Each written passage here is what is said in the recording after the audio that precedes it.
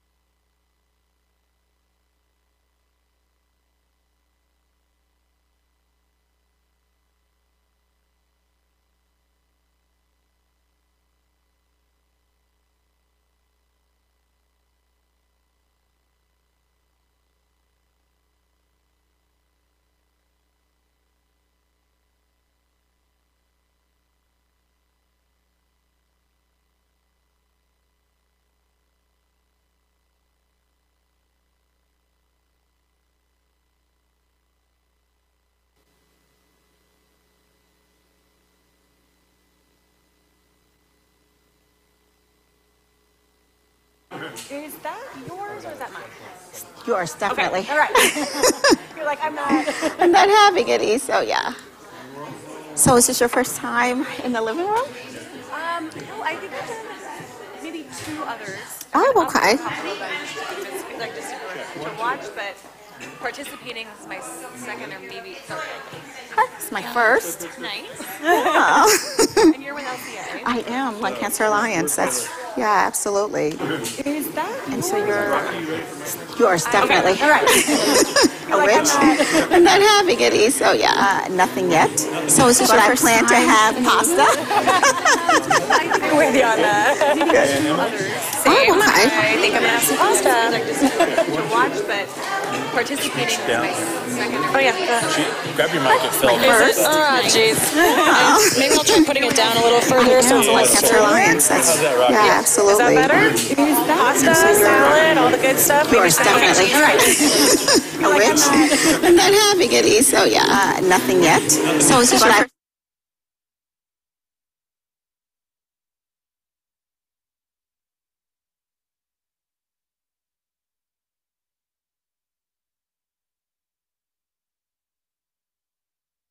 Jeez. Maybe I'll try putting it down a little further so it's Lung less. Cancer Alliance. That's, yeah, absolutely. Is that better? Pasta, salad, all the good stuff. Yours, definitely. Which I'm not having any, so yeah. Nothing yet. So is this your first?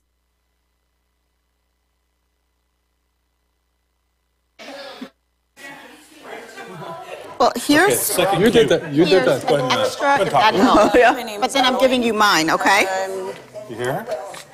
Okay. 1, 2, 3, 4, 5, 6, 7, 8, 9, 10. That is correct. Okay, Francis, talk a little bit for us. What'd you have for dinner? You have anything yet? Steak and lobster. Steak and lobster? You have some champagne? No, it's champagne. No champagne. Are you sure? I'm sure. A little bit of wine. Next, and Rosalind. Rosalind, yeah. Yeah. Go ahead and talk a little bit for us. Just talk. Okay. Did you have anything for dinner? What'd you Yes, I had some of the pasta and Oh, the pasta, okay. garlic bread and you have salad some wine? and wine. You I have still have wine wine. already? Yeah. have? Present tense. All right, are we good? And Bonnie? Yes, sir. Talk for me. That was me. I did it on purpose, yeah. Hi. She's doing this 5 on What do you do here? You know, I just kind of roam around. Wait for somebody Bonnie's to good. All right. screw up. He's like, you're done. Then I go, I'm not listening anymore. right? We're Right? just going to test Danielle's mic in Zen check. 1, 2. Hi, I'm Danielle. Danielle's Nice to right see here, you. just- See. I haven't had a chance. It was a short trip. Yeah. That's why I came in yesterday, kind of.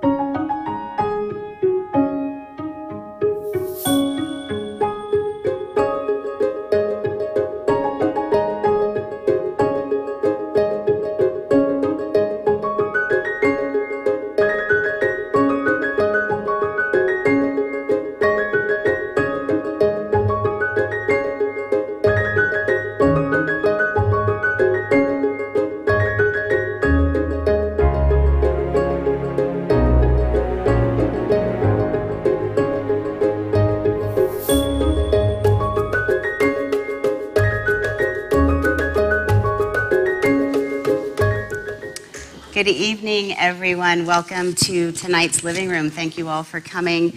Everyone in the room, all of those signing in online, hello, hello, hello. Tonight promises to be a very exciting night, a new topic for us. I know most of you, but for some of you that I may not, either online or somebody who's going to come back and watch later, I'm Danielle Hicks, and I am helper extraordinaire here at the foundation. My area of responsibility is everything that has to do with patient touch. So patient program services, education. I oversee that with an amazing team of people who are actually the ones getting all the amazing work done. So huge shout out to them too. We're excited tonight. We're gonna do it just like we always do it. We're gonna do it around the room. I'm gonna change it up a little bit tonight when we start, and I'm gonna start with this lady to my right, who doesn't ever really need any introduction, but I am gonna ask her to introduce herself.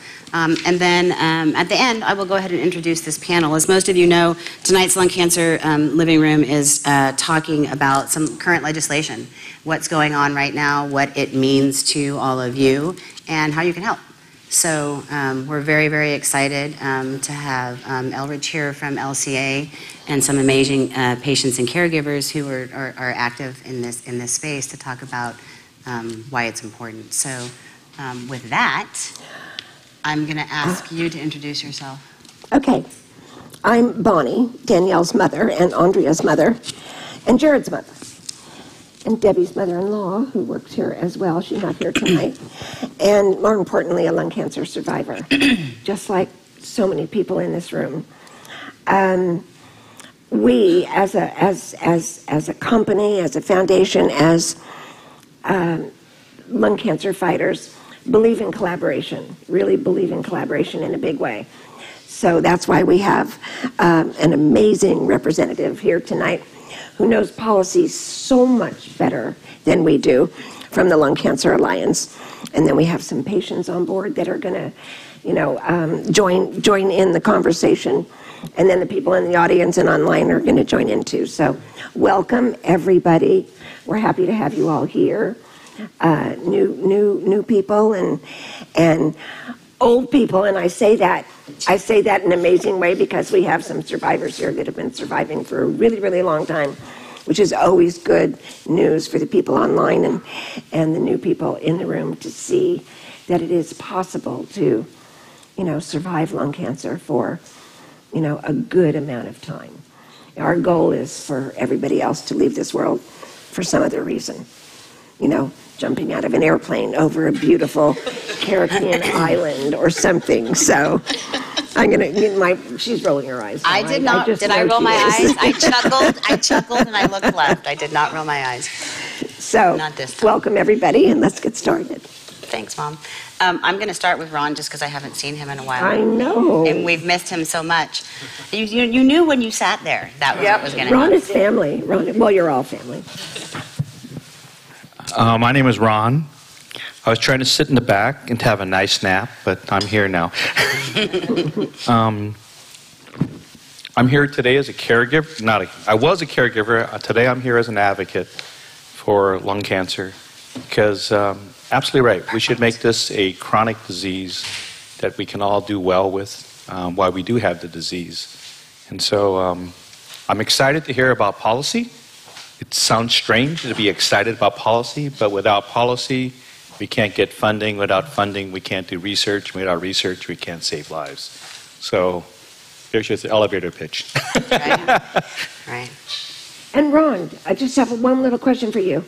When you leave here, speaking of collaboration, are there any events or places you're going to be in the next month or so that you want to share with everybody? You can share it now. We're going to plug it later. Yeah. Share it now for sure. Well, a couple things. We were just in the hallway. You were telling me all the places to go. Ron is an advocate to be reckoned with. He is all over the place. Are you going to a summit? Are you going to? So, yeah. What are you doing? I thought I lost my mind. Apparently not. So the plug is that there is a rally going on in April in Washington, D.C. It's a Live and Breathe rally with a hashtag 433 a day to point out that there are 433 people a day who die of lung cancer in America every day. And that, in the words of the LAB group, it's a national epidemic. if you think about the epidemic that the president's highlighted, 93 people a day die from opioids. 433 a day die from lung cancer. So we should do something about that. And this rally is then to ask Congress if they would help support legislation that would provide more research dollars, because lung cancer is underfunded compared to other cancer types. And it's not just underfunded, period. And so if we can get more research dollars, we can do that. And then afterwards, immediately, is something called the Longevity Hope Summit in Washington, D.C. There's going to be like 400 people there, patients, caregivers, advocates, as well as people from industry and government. And it's a really interesting rally just because it's really technical, and I'm a technical kind of guy. Yeah. I like graphs and charts. Yeah. So, Yeah. anyway, So- thank you for letting me do a plug. I don't know why. Well, of course, why wouldn't we? I just want to Yeah. point out too, Ron talked about funding, and LCA sent over, Lung Cancer Alliance sent over a couple of graphs, and one of the infographics on here shows direct funding of lung cancer in relationship to several other cancers. So you'll see just how big sort of the federal funding problem is. And we are going to put up a flyer toward the end of the night to show you exactly, if you want to participate in Washington, D.C., how to do that and who to call and how to register. Yeah, So. or if you know somebody over there or somebody's online watching who Yeah. wants to participate. Yeah. we'll have all that. Now, even though I'm a lung cancer advocate at this time, I'm supposed to advocate for one more thing. I told you this in the hallway. Is it okay? Yes, absolutely, always. Go ahead. So, I have 3 sons. Right. Right. They're all single and available. Just saying. Thank you. His mom wants grandchildren, so yeah. Okay, awesome. My name is Joanne Berridge, and I was diagnosed at stage 4 adenocarcinoma with the EGFR marker a year and a half ago, and I have been on Tarceva for a year and a half, and I'm very happy to call myself a survivor. Is that right, Bonnie? Do I qualify? Yes, you are. Yes, you are. Very good, Absolutely. very good. Look at you. Look at you. And Of course I you do are. it. Yeah. I swear I'm not sick. Right. That's my attitude. Yeah, But that's good. I do always have to mention, for whoever is listening, whatever policy people, whatever, that this stage 4 business of being diagnosed for a year with postnasal drip and acid reflux, I hear way too often. And in fact, when I was first diagnosed, and I think I was talking to Danielle and told her about it, she said, we hear this over and over and over again. So something needs to go on with how annual physicals are done from certain ages, or whether you smoked or not, or whatever, than what's being done now. Because this certainly could have been caught. As I told my primary physician, who is no longer my primary physician, you couldn't have prevented the cancer, but it didn't have to be stage 4. That's right. Anyway, I'm very happy with my treatment and that the Tarceva is working, and I do deal with is a better word, the side effects now and then, but nothing I can't live with. And as Dave would say, we're alive, we feel great, we're productive, and That's right. that's the way it is. Awesome. Thanks, Joanne. Thank you. I'm another Ron. I'm her husband. Thanks, Ron.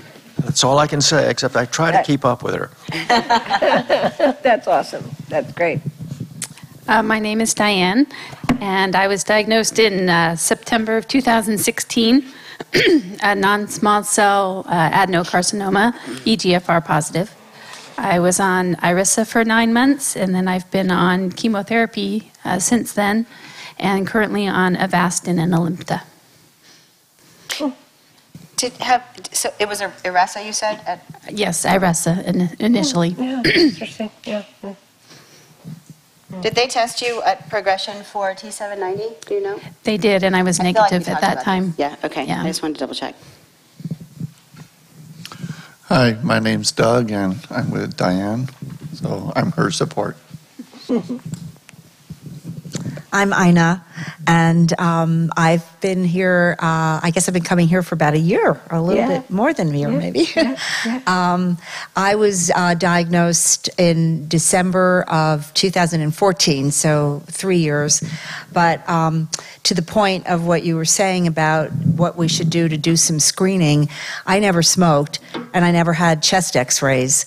And I had an accidental finding of what turned out to be stage 1, so I was eligible to have a lobectomy and a wedge resection on the lower lobe, which I've completely forgotten about. I'm in the process of doing a report for the hospital where I'm on the quality committee, and I had to go back and read all my medical records. And it was like, oh, I forgot I had all this. Because I am doing, quite well right now, and I'm just very grateful and happy to be here. And you don't have to smoke to get lung cancer, do you? You surely don't have to smoke to get lung cancer. Although everybody asks, of course, that's the first question. Right. Did you, but I think I understand that people are doing that because they're trying to feel safe for themselves. And I get that, and I think, but the stigma of it, and I think it's all, associated with the research dollars because it's something that you do yourself. And of course, we know otherwise that it's nothing to do with that. And Ron number 1.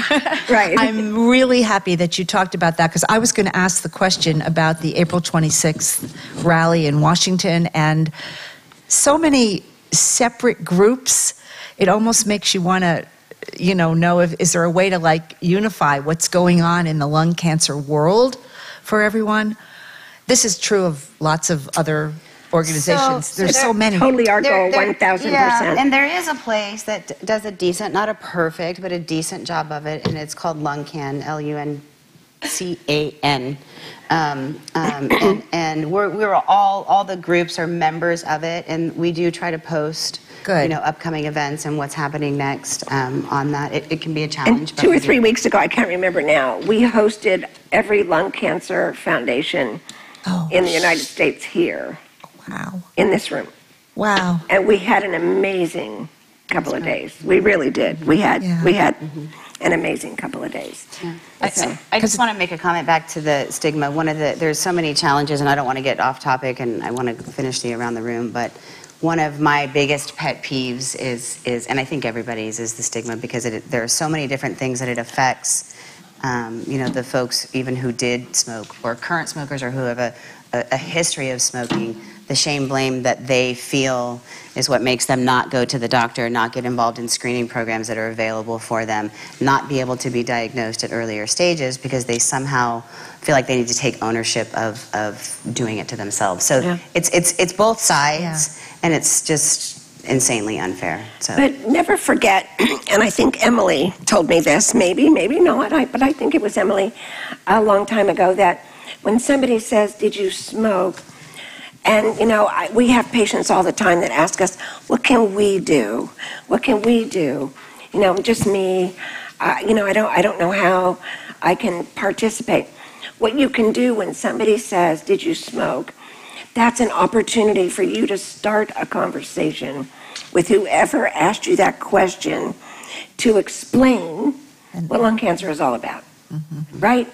And, if you can get that person to walk away and say, I'm gonna spread that word, mission accomplished. Mission accomplished. Agreed.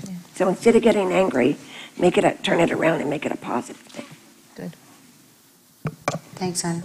Well, a little birdie called Facebook made an announcement that St. Patrick's Day, Bonnie was 14 years survivor, and I think we ought to all give her a big hand.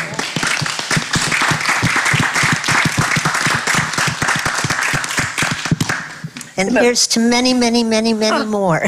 The most important part about that is I have been alive to spend that 14 years trying to get you all 14 years and more.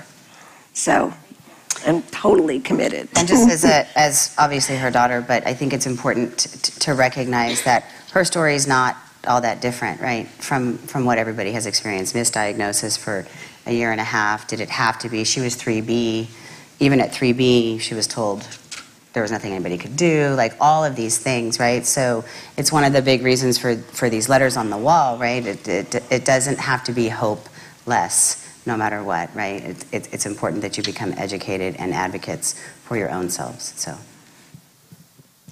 Well, I'm Sally, and aside from Facebook, this Saturday will be my 9th year of being cancer-free. I was found very early, so I'm very lucky. I had surgery, and I haven't thus far needed anything else. So I'm very happy. But Sally, you entered an early detection program. Right. Long ago, and yes, acquired. Early detection is really the key. Yep. I knew I was at high risk, and I entered in the International Early Lung Cancer Assessment Program, or whatever it was. ILCAP. Mm-hmm. Yeah, the ILCAP. And it was because of that, after 5 years in that it was discovered I did have lung cancer. So I'm a big proponent of everybody being their own advocate and pushing. If your doctor tells you there's nothing wrong and you suspect it, push it and see what happens. And Sally is a great advocate in the screening and early detection space, and she sits up with a Northern California group who are trying to make big changes in that space. So, and she's worked as the patient representative, and worked with a couple of pharmaceutical companies too, and is on videos and on TV and all kinds of the stuff. doctors. She's kind of famous. Yeah, right. She's kind of famous. Yeah. Yeah. My name is Tina, and I am a 7-year-plus survivor, thriver, and I was diagnosed in 2010, EGFR positive at stage 3B, and I did do chemo and radiation, but after treatment, I had clean scans, and they put me on Tarceva as more of a maintenance kind of thing, and that has been my life for the last several years, and I'm happy to be here. And I'm going to say it now because you know I'm going to say it at some point. Yeah. Today is Tina's birthday. So, so big happy birthday. Thank you very much. We were expecting some burgers and bubbles. Where are the hats? Right. Just kidding. No. You guys have a big trip tomorrow. Yes, we do. We'll be celebrating hopefully, weather permitting, we'll be celebrating for the next 5 days. Yeah, it's going to happen. You're getting out of here one way or another. Yeah. So I'm Rick, and as Ron said, I've been trying to keep up with my wife for the last 7 years, as she's been battling lung cancer, right? But anyway, it's not easy to do. But I want to mention, Sally mentioned Facebook. Tina put her birthday on Facebook and got about $400 donated for the Dario Center. Woohoo! Woohoo! Thank you, Tina.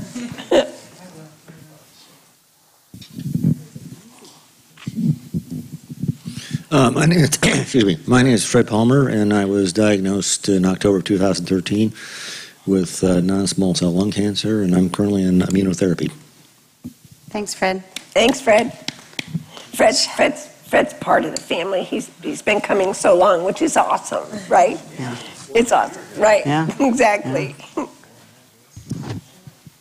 So I'm new. My name is Michelle Kamakling. I was diagnosed in May 2017 last year, the day that I was supposed to be proposed to. So it was an interesting day. I was diagnosed at stage 4 with ALK mutation, and I'm currently undergoing radiation, and I'm also on crizotinib or Xalkori. And yeah, it's just been a wild ride, but we're still gonna get married, so that's exciting. Nice. We're gonna get married in August. And you know, there's a closed Facebook site for people with an ALK mutation. They call themselves the ALKies. Oh. There's also a closed Facebook site for EGFR resistors and the Ross Wonders. And then there's a young lung group as well. So something beautiful is happening, that these groups with these various different markers are gathering together and they're reaching out for people to help them with research. We're working with the Ross Wonders, the EGFR resistors, and we also have a program launching shortly for the alkies. And what do we call it, Star Trek? Or it's got a crazy name. It's an amazing name, but it's a good thing. People watching the patients rise up and do this and gather together and work together to help themselves is amazing. I'm having a daughter moment right now because you looked at me and you actually asked me a question, but I wasn't listening. What's the name of the alky study? It's Spacewalk. Spacewalk. Sorry, Spacewalk. she was talking and I saw the lips and I was just I was thinking about something else, and what I was actually thinking was... Yeah, and we have some information over here on the Ross Wonders and the EGFR resistors. So, Thank you. And it's a good thing to network. Yes. Yeah. And it's been hard. It's definitely been hard. I live in Cupertino, so it's not too far, but there's not enough, I think, support. Birds of a feather flock together, and it really makes a difference. And you'd probably be surprised at how many there are. Yeah. So, and that was what I was thinking while she was talking and I wasn't listening. I don't know, I know this is your first time here, and I know you and I haven't spoken. I don't know if you and Michelle have spoken prior to coming here. I know you were at the Stanford support group, so it could have been Tina or Sally or somebody who kicked you in the door. Yeah. Right. But I think Emily her story will be really important for you to hear tonight, and the connections that she can make for you, especially in this sort of young lung cancer space, will be big. So thanks for coming. Happy to have you. Thank you. My name is Esti, and I was diagnosed in 2002, and stage 1 bronchoalveolar lung cancer, and I had surgery into my top lobe 2003. So that makes it, I think, 15 years. Yeah. And but since then, I had ground glass, they call it, little spots discovered about 4 years ago. No, 10 years ago. Yeah. But recently you had radiation because you had a little recurrence? Targeted radiation on one little spot. Right. I have quite a few little spots. Yep. But they, and they say it's okay, you know. But I have to go back for testing. In other words, I'm too tired to talk. That's okay. Sweetie. I was rushing to get here. That's okay. I have to go back in 8 months. It's already 8 months next month. Next month, April, to see that it all looks okay. And So you know what, Esti's story is very important because, she's kept up her screening over the years, and when you do get to a point where you're, surviving and you think you're out of the woods, keep that. Make sure you're working with a physician that's making sure you get regular scanning and early detection work, because, recurrences do happen, and Esti had one, and she's doing great. Yeah, I'm doing okay. They do it with a linear accelerator. Right. Yeah. Right. At Stanford. And Esti's a good example. Esti's been an amazing advocate, and I'm so happy to see you because we haven't seen you here in a bit. And we met a long time ago before I was even here at the foundation. Yeah. Esti's an example of the potential for familial propensity and lung cancer. Your daughter was diagnosed before you. Yes. Actually, we ended up with lung cancer at the same time, but I didn't want to tell her because she was in stage 4. Yeah. She was dying. Yeah. So I never told her that I also have lung cancer. It was really she lived in Golden, Colorado. Yeah. And they never gave her an X-ray. And so when they did, she didn't have many, she coughed. Yeah. And when they did, she was stage 4. So to Esti's point, my mom was diagnosed after I was, and her sister and brother before I was. And when my mom passed away, we found out that we're looking through her. She had a little box of her treasures, a small box of treasures. It was very special. But in it was her father's death certificate. He died at San Francisco General. And we thought he died of pneumonia, but it said cause of death was lung cancer. Yeah, so 3 generations of lung cancer. So, right, yeah, exactly. Yeah. Yeah. Thanks, Esty. Yeah, we have to be on point. It doesn't really matter who I am because Dave will be talking. I'm just Dave's wife. But I'm also the dog park wife, and I have another important job, which is that since he has to take a drug to prevent seizures, I'm his designated drinker.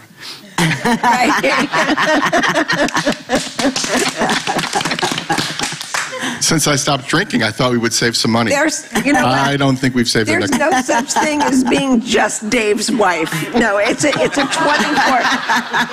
This is a 24-hour job. You know, Without a there's doubt. no, yeah. Without a doubt. Right, yeah. Well, for me, it's been 1 year. Whoa.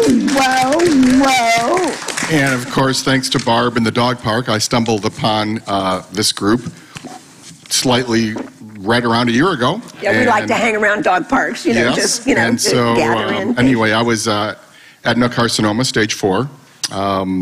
I turned 60 this year, so that gives you, I was 59 when I was diagnosed.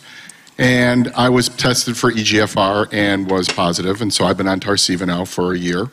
Also had metastases, 6 of them in the brain, so I was lucky enough to get the SRS, the stereotactic radiosurgery. That's a mouthful, right? The whack-a-mole. And from that, I actually, several months later, there was a little swelling that occurred. Some of you have heard this story, but I had a focal seizure, which lasted about 5 minutes where I couldn't speak. And that was in October. So it was March that I was diagnosed, had the SRS in April, end of March, April. And then it wasn't until October that this swelling had occurred and that I had this seizure. Yeah. So it only happened once. It hasn't happened again. And but I do have my little magic pill with me. And Barb's got one in case she's around also. And I wear a little medical, thing on the wrist. So if it could go to worse at some point, or it could never happen again. Kind of hard to say. Anyway, I also brought in 2 things today. One is if any of you have dry mouth from all the different drugs that we take, I brought in these little Act Dry Mouth lozenges, which I love and have gotten from my dentist, but feel free to come in, grab a handful, and see if you like them. And then I also brought in a brochure from Stanford YMCA, do a joint Living Strong, Living Well program for people who have gone through treatments, have lost a lot of strength, body strength, and this is a program for free for cancer patients, all types, where you can work out at a variety of YMCAs for, I think it's 3 months, and there's no charge. And I did this maybe 6 months ago. It was wonderful. Yeah. So I never went through chemo, so I didn't have that kind of reaction as far as the loss of strength and weakness. But I did lose about 30 pounds pretty much in the first 90 days. And your wife is not complaining. She's not. No. Yeah. Actually, I had to go out and buy new jeans, Been a long time buying jeans the other way, after 30 years of inching up. So anyway, the new body has worked out okay. But this program is very, very good if any of you are dealing with any of the strength issues or just want to learn how to work out. Yeah. I just want to say thank you to Dave. Dave is he's so awesome when he comes here and he brings these little sort of food for thought and tidbits, and if it's helpful for anybody, then I absolutely invite anybody else to bring anything that you want or that you think might help other people in the group, either in the room or online, to do that, because I think it's important, and that's what this meeting's about, so thank you. Well, and I'll share one more thing, one last. Last year I was in the walk in San Francisco, and I was stunned at the response that the fundraising was able to achieve. Yeah. And so this year I decided, well, I was born and raised in Chicago. I've been out here since 1980, but I still have friends and family back there. and I saw that we're doing a walk in Chicago. Yes, and we so are. I signed up. Yeah, And we're over $1,000 already. Whoa, yay. Awesome. Yes. Me and one That's other awesome. walker. That's But a lot of people have said they're going to sign up. I love the word we because it really is about we, right? Yes. And it is about collaboration, and it's about your drops and sharing information about what makes surviving lung cancer doable. Yes. You know, because we need to be healthy and feeling good while we're surviving. You know, it's I lost my stepdad in 2002 to lung cancer. I lost my mom in 2005 to lung cancer. And when I was diagnosed, I thought, I'm screwed. Yeah. I mean, I don't have a chance. I've seen two of them die. Yeah. And I had no idea the changes of what had happened in the drug world. Yeah. And so I was lucky enough. But my mom could have been EGFR. They just weren't testing for it. Right, I even asked for her records at Eisenhower in Palm Springs. Exactly. And they don't keep records that long. So they get rid of them. And oh, by the way, and I don't want to steal your thunder. No, you, our guest speaker. Over the weekend, on Friday, CMS passed,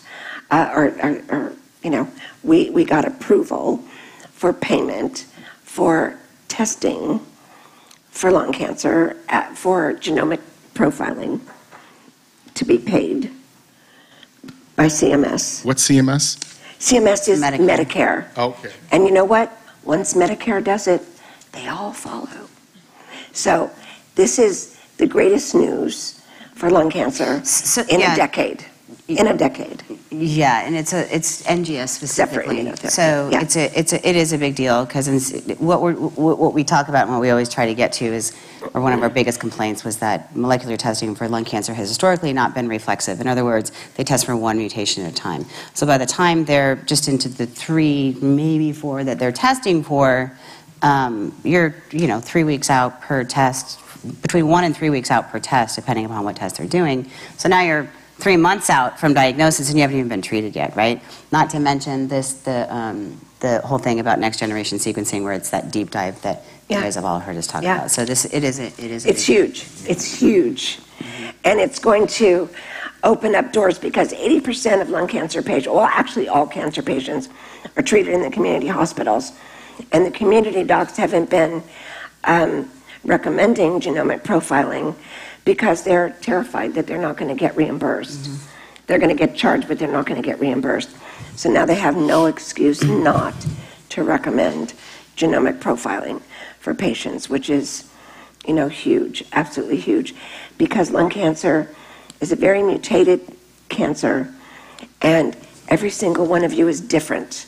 I love seeing the EGFR resistors pulling together and the Ross Wonders and all those people. But even among those groups, each one is still different. So this testing is huge to have at every turn of your cancer as you progress and as things happen to keep us going. And not just for the targets. I mean, you look at the use of immunotherapy nowadays and what that is, where that started, very recently, and how far it's come very quickly, and where it's moving very quickly. So for those folks who may not have a targeted mutation, what that looks like. So it's exciting. And also, for anybody listening, chemo is not a bad thing. Chemo works for patients. It does, right, Ron? So don't feel like it's all over if chemotherapy is your only option, because it works. It worked for me. I'm still here. So, there's something for everybody out there, so we have to stay positive and keep searching. And we're on it. We're on it in a big way. Thanks, guys. Michelle, does anybody online want to say hello before I move to this panel? Everyone said happy birthday, Tina. And congratulations, Bonnie. And then Laura just wanted to point out that the ALK Positive Facebook group has close to 1,000 members. Yes. That's a lot. That's a lot. We can accrue a trial in an hour. And 80% of clinical trials fail because they can't get patients on board. So it's huge. That's awesome. Go Alkies. Thanks, guys. So with that, thank you all for sharing your stories. Did we? I think everybody's saying no in the back. We're good. Yeah. Absolutely. Yeah. Please. Then,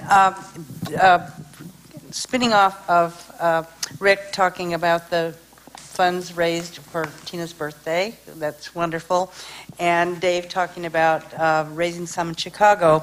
I don't have the check with me yet, but my daughter, who's usually with me, but tonight she's at her son's baseball game, they celebrated International Pie Day at Natera, the biotech company down the road where she works, and she was one of the organizers, and she designated Dario to be the recipient of the funds.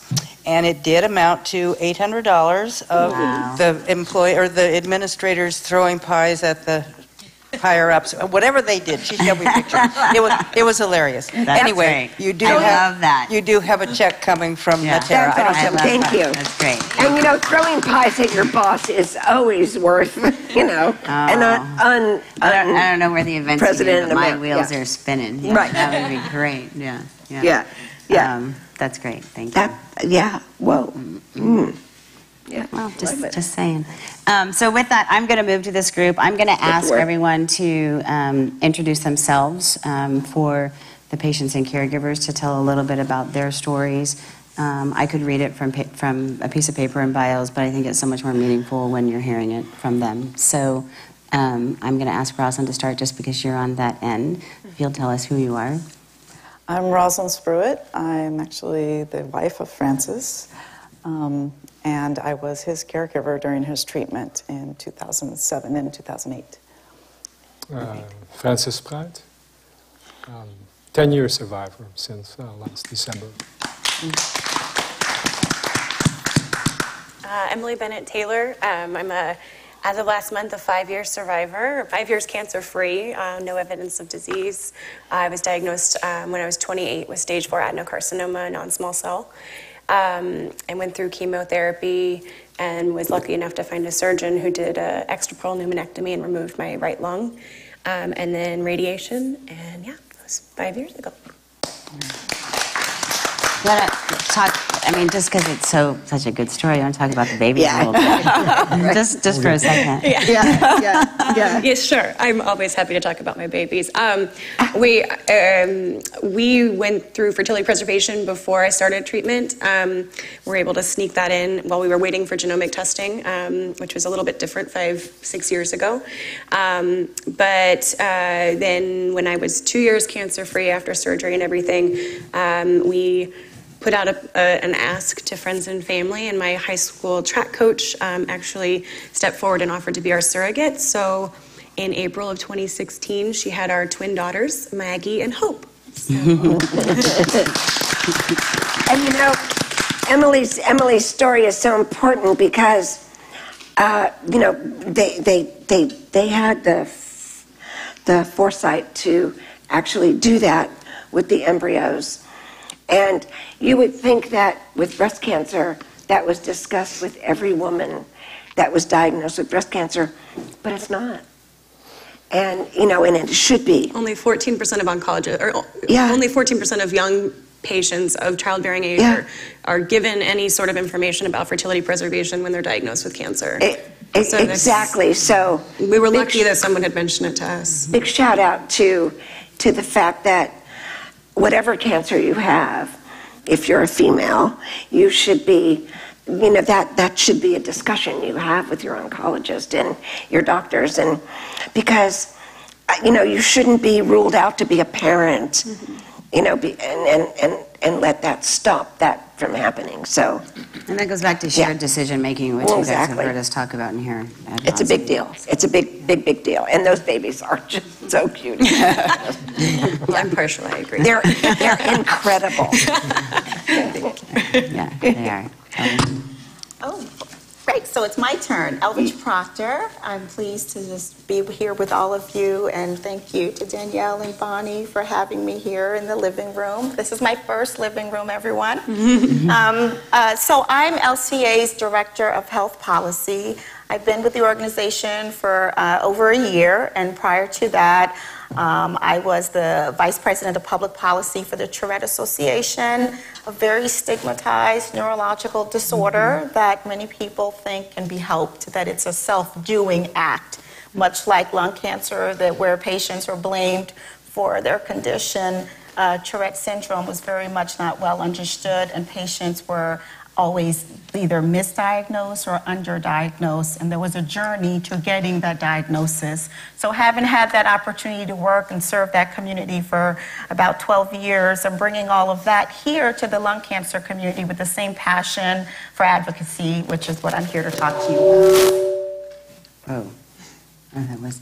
Thank you, Elridge. And that's okay. For this next part, I am going to read, so forgive me for the head down on the paper, but I think it's important, and I by no means would be able to remember any of this. But I wanted to talk a little bit about the LCA Lung Cancer Alliance and our partnership. And I know most of you in the room are familiar with the Lung Cancer Alliance, as well as some of the other groups out there that are working hard every day, just like we are.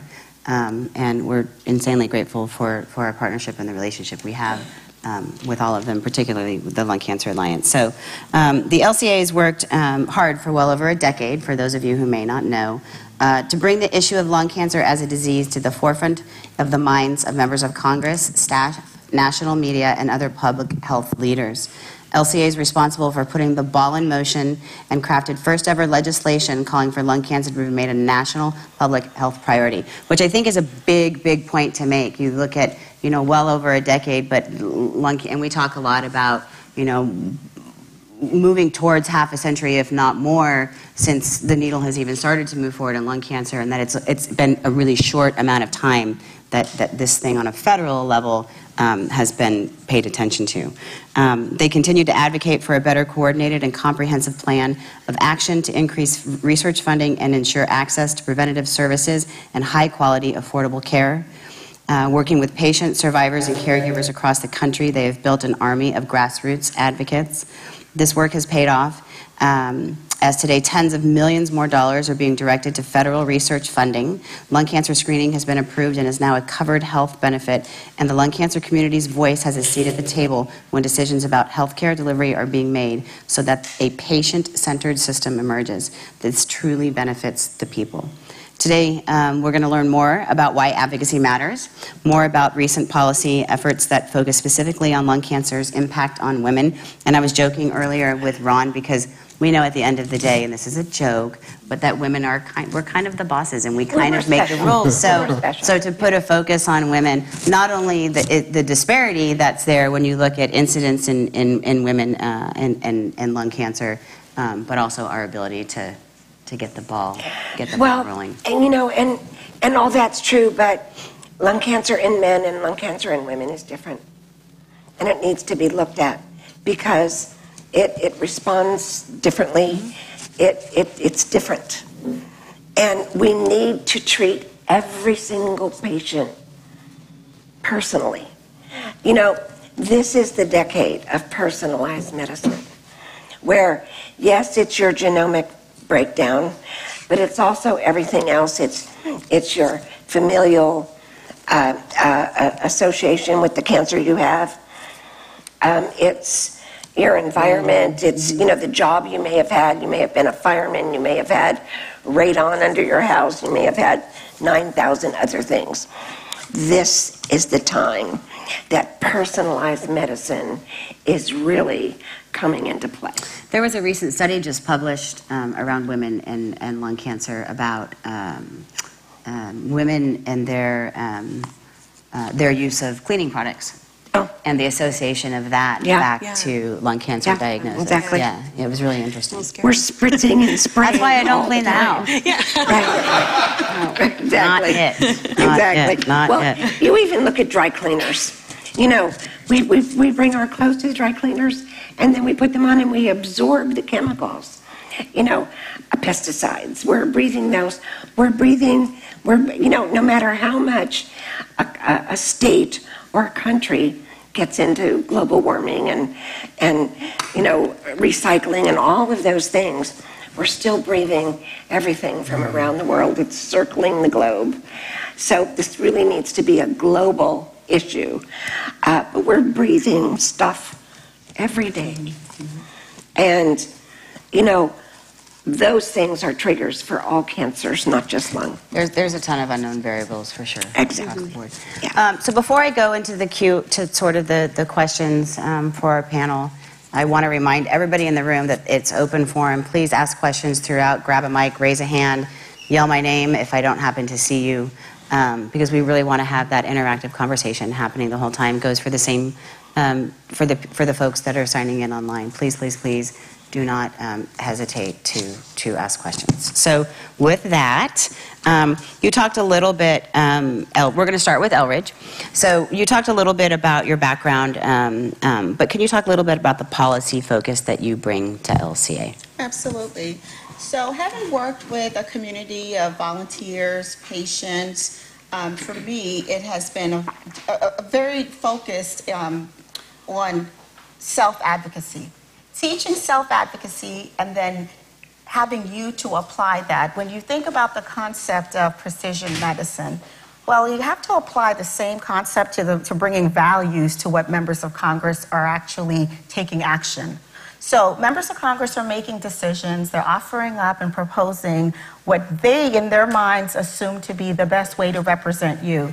But without understanding what you care about the most, what's most critical in your household, and what it is that you value in the decision making that Congress is actually taking action on, they can't represent those views. So for me, the focus that I bring to LCA is really advocacy strategies to help amplify the voice of the lung cancer community, in also addressing our critical areas of concerns, which have been federal funding. In my background, I actually have had a number of years in appropriations, which is getting federal funding through the appropriations process. And so we've got key initiatives. As you may know, Lung Cancer Alliance was instrumental in establishing a pipeline at the Department of Defense known through the congressionally directed medical research program. There's actually lung cancer research being conducted. While it is focused on the military, it has benefits to the entire broader community.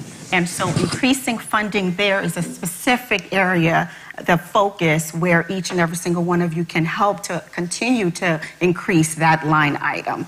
And then in addition to that, we're working to bring more of a focus to the research that the NIH, National Institute of Health, and its institute, National Cancer Institute, is actually conducting in lung cancer.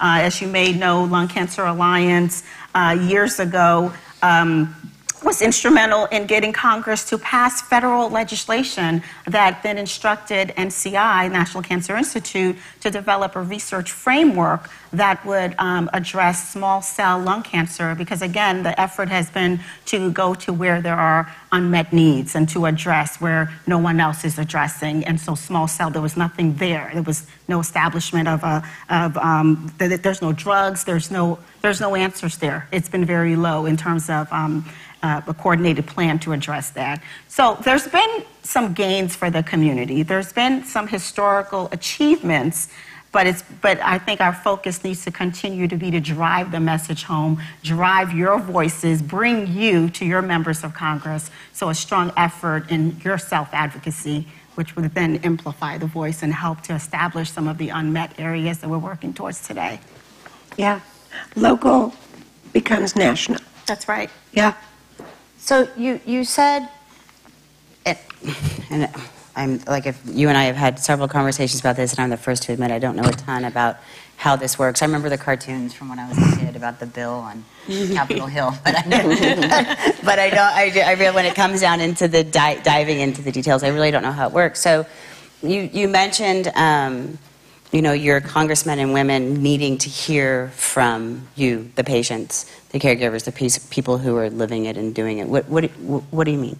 So if you think about every day, you may have conversations with your physician. When you go into the doctor's office, it becomes more of a Q&A. They may ask you to fill out paperwork, or they may simply ask you, how are you feeling today? They rely on the information that you provide to them as intake. That intake is how they go about diagnosing you or thinking about the types of tests that they might want to run on you. It's how they collect their information to become informed of your current status, how you're doing for the day. So if you think about your members of Congress and the roles that they're in, they hear from people each and every day. They represent large constituencies.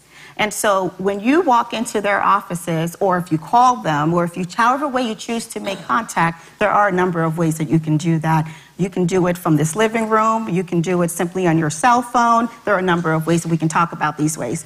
But it's you providing to them ways that lung cancer impacts you most personally and what you'd like to see as an outcome. How do you want to be supported? How do you want to be represented in Congress? These are your representatives that you elected. What is it that you want to make most critical and most important to them to take up each and every day in their chambers? Can I insert on that? Absolutely, Francis.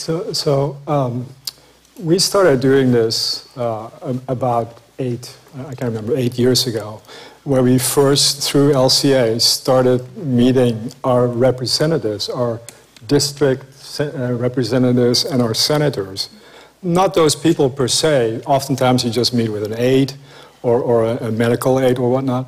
But what we found was that they actually have no clue as to, how many people actually die per year of lung cancer. They have no idea. They see all kinds of pink marches fly by and all kinds of other things. So we get into their offices and we have to share our own stories. And there's like literally a few hundred of us that arrived there on one of these summits. Mm-hmm. And so you have to tell your story. That's almost the easy part. But what you find is just almost they don't understand what's going on. But we've done this now 4 times now, I think, right? And we found that it takes a lot of repetition for these people to finally get it. It's like, oh, that is the largest cancer that we have to deal with. And oh, look, there's a discrepancy in funding. Lung cancer gets roughly $1,400 per death, as opposed to, I think, breast cancer is well in the 20,000s. Right. 23. Those are just numbers on a piece of paper. 23. But if we walk into that office and give those numbers a face and a story, that's when they finally start getting it. And that's why we're here tonight, because every single one of you can walk into your district offices and tell your story and convince them that we need to fix things.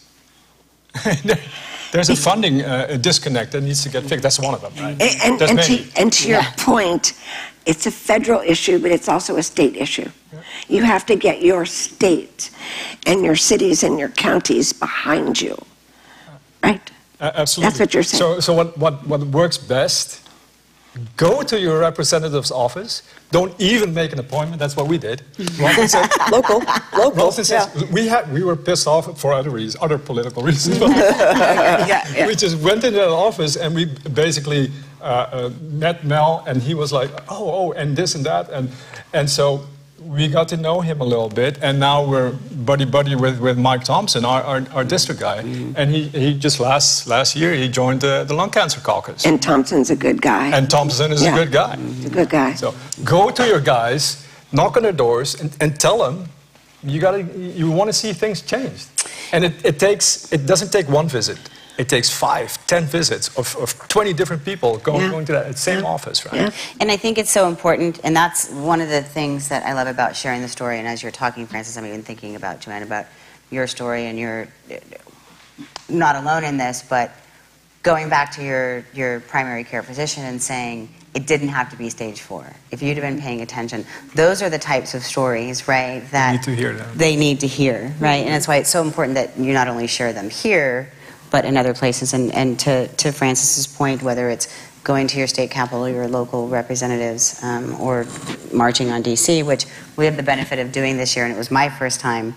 And I was nervous, I'm not going to lie, I was really nervous about it. But there's this adrenaline rush, and it's very exciting all at the same time. So we were there. Really we were there. Yeah, on point. And I've been in Sacramento doing the exact same thing. And it's eyes wide open. Yeah. And we're looking forward to the day that it's not eyes wide open, that they go, oh, we're aware of that. What can we do to help? Yeah. Right? Yeah, and I think It is and not we'll- shocking. Yeah, we also recognize that it's not that easy for everybody to just run up to Sacramento or wherever their capital may be. Yeah.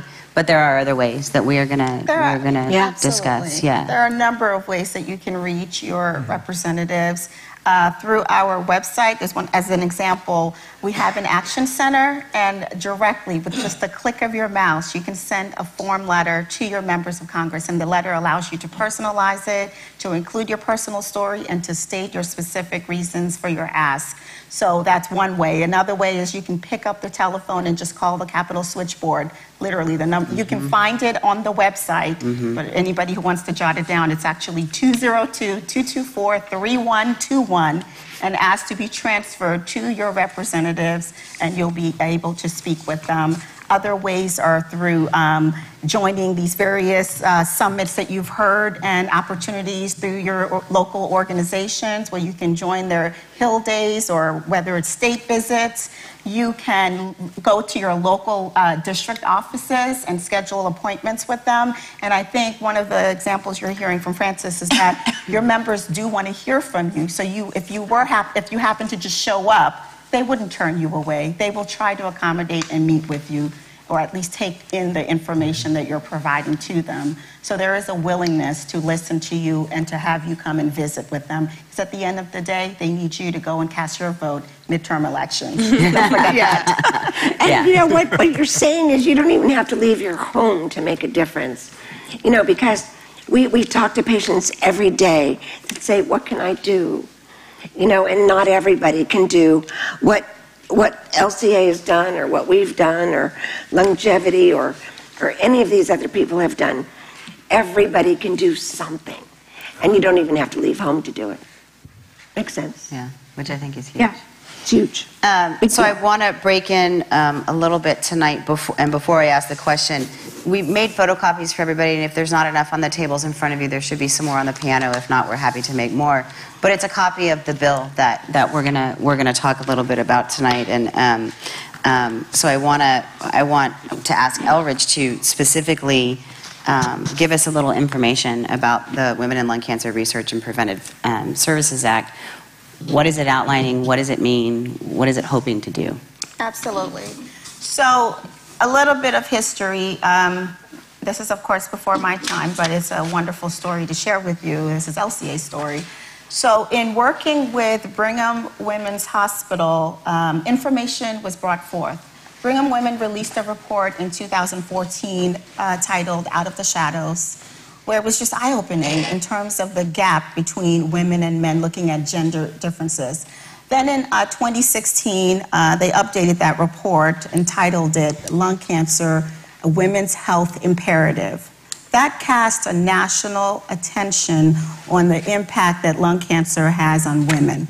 And for us, we don't see the issue as, and I'll say this, only as a women's issue. Women's issues actually are family issues, because we're mothers, we're daughters, we're sisters, we're grandmothers. So that's a family matter, just to make sure that that's clear.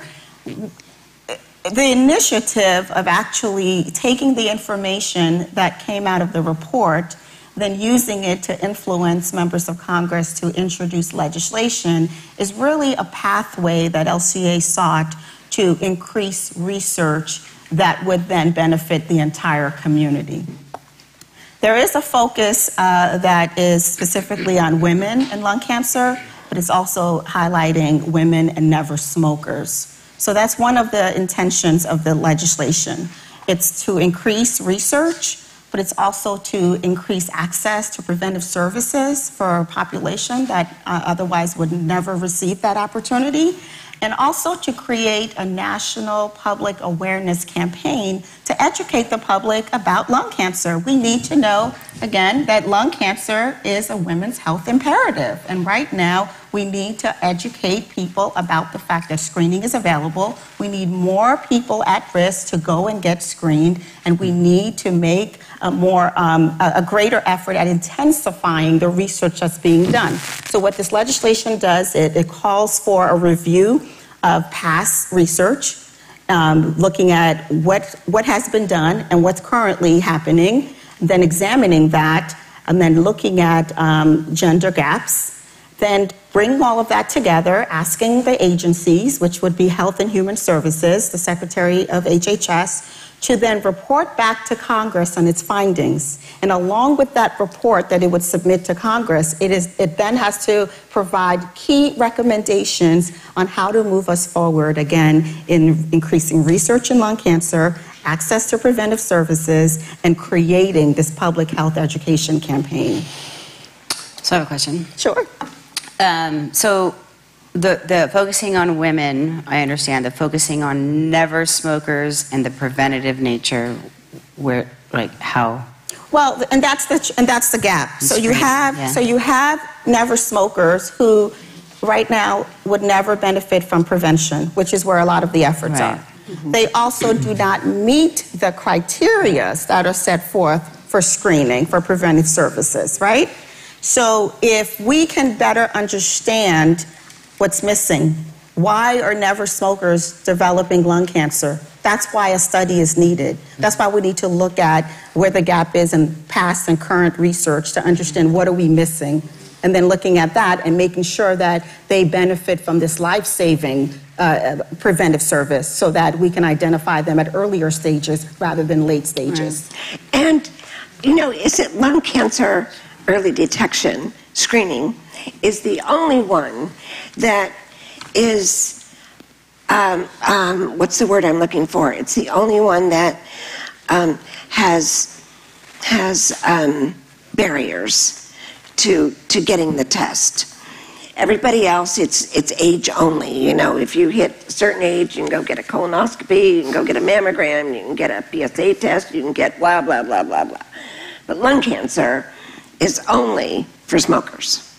Or maybe if you can prove you have a familial, attachment to it. It's smoking. It's at 56 or 55 is the number. 55, yeah. You have to have smoking. To have smoked. Right. A family. It's a 30-pack year. 30 pack years. If you have 20 pack years, you're not even. So and we know from the New England Journal of Medicine that says, the biggest cause of heart disease is smoking. The biggest cause of vascular disease is smoking. And then you've got COPD, and you've got emphysema, and then you have 31 cancers. I think one of the things that to point out about this bill that is will be insanely relevant and helpful when it comes to the screening space, right? So we know screening and the criteria around who qualifies is not where it needs to be. But we finally have something, and we're not mad about finally having something. Absolutely. But what does concern me is that even with what we do have, only roughly 4% of the people that qualify are actually being screened. Yeah. So there's a whole other thing here. But this act, right, or this bill opens up the doors to step outside of that very, very small box of who qualifies right now, although they're highest risk population. Hopefully it will help to break down some of those other barriers, like only 4% of those people qualifying now getting screened. So, sorry. I should throw that out. Totally. I want to pause here and see if anybody has any questions right now about anything that's been said, specifically about anything that Francis has brought up about what can be done, about what Elridge has said about the online stuff or how to participate. We're definitely going to revisit that again more sort of towards the end. Or more importantly about the bill, because I think I think this is a great thing. Is it perfect, and is it exactly what everybody would want, that everybody could fit into this box? No, but if you really take a deep dive look at what this means moving forward and look at it as a starting point and the multitude of other things it could affect that could really get that wheel spinning faster down the road, it's huge. Yeah, and I'd like to add something to that too. If you currently search bills that have been introduced, you will not find anything else on lung cancer. This is a lung cancer specific federal legislation. And let me just remind you, too, it's bicameral. It was introduced in both the House and the Senate by bicameral members of Congress. So you have senators who have introduced their version, and you have House representatives who have introduced their versions. We're having both a Democrat and a Republican agreeing with one another in such a time as this. So this is remarkable to have specific federal legislation on lung cancer. So we're making history because of advocates, the voices of you. So I just thought it was important for you to hear that and to be encouraged. This is one step towards our future in increasing our efforts together. So before I move on and ask Emily and Francis some questions that relate to them and sort of what role they are currently or would like to play, I want to revisit what individuals can do specifically to support this legislation, and slowly, so that Rocky can, I always look up at the screen when I'm talking to Rocky, I don't know why. Yeah, I know, 'cause he's Rocky, for some of you online, or most of you in the room know, Rocky's the guy in the back. He's back there with Cody right now, because Rick couldn't be here. Left. Yeah, we have 45 minutes left in the meeting. But I want to make sure that we get this up there and that people really understand how they can be a part of it. Yeah. Great. Yeah. Oh, sorry, I don't need anything. Oh, no, sorry. All I need is Elridge to talk a little bit about what individuals can do to support this, and then give out that phone number and the website and everything else as well. Sure. Yeah. So at this time, one of the ways to be able to move and advance the legislation, we need more members of Congress to support it. The way they do that is by co-sponsoring the bill. It's an internal, easy process for them. What they need is to hear from you. They need you to make the ask and call your representatives and say, hey, I'm concerned about lung cancer research. I'd like my representative to co-sponsor the Women in Lung Cancer Research and Preventive Service Act of 2018. And just simply making that ask, your members of Congress will contact the sponsors of this bill and sign up to co-sponsor it. You can, again, go to the website, lungcanceralliance.org. And we have a legislation landing page with all sorts of information. You can access that Brigham Women's Report that I talked about. You can also access a FAQ sheet that we developed that talks a little bit more about the legislation. In addition to that, you can actually read the text of it, which you have in front of you. You can also, right there, contact your members of Congress through that action center that we talked about. There is a form letter that is provided for you. You just simply need to click, and that's how you sign your name, and members of Congress will receive it in their mailbox. You can call, again, the Capitol Switchboard, which is the 202-224-3121, and ask to be transferred to your representative. They'll simply ask for your zip code, locate who your members of Congress are, and just connect you directly. And again, you can make that ask and say, hello, I'm calling from your district. My name is such and such, and I care about lung cancer research.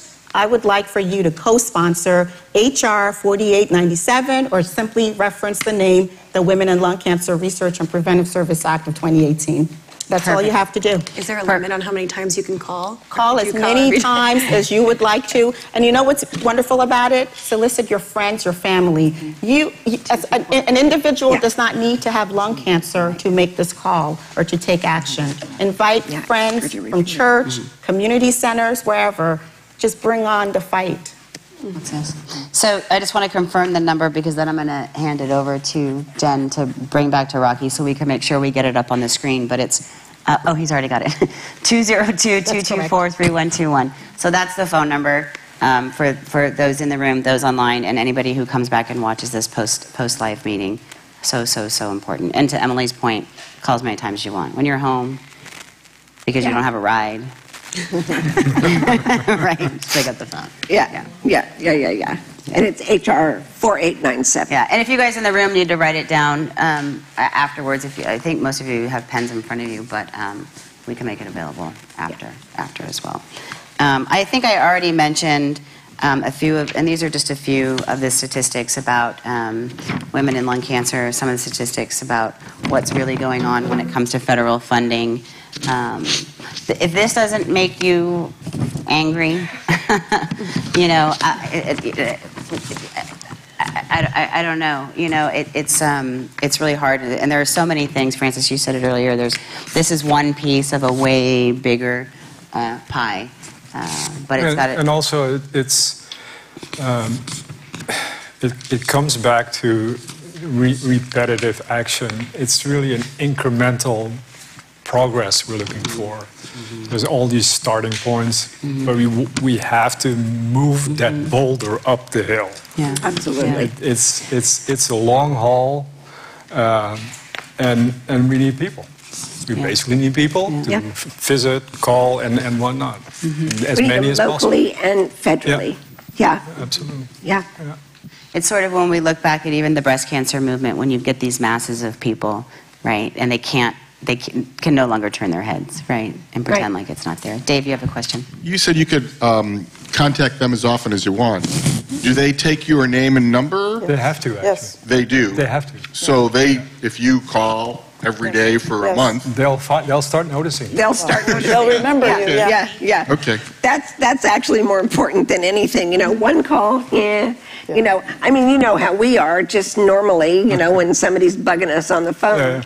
But if somebody's calling every day, it's like, oh, maybe this is important. Well, if I can add the old adage of the squeaky wheel gets the grease, is exactly how our government works. Yes, right. And becoming active with Lung Cancer Alliance really opened my eyes and educated me in a big way. I just want to ask, how many people here have ever contacted their congressman?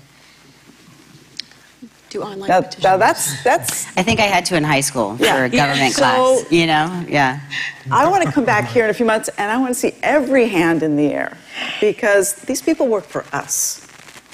We're the way that they come to decisions is by what we go and ask them for.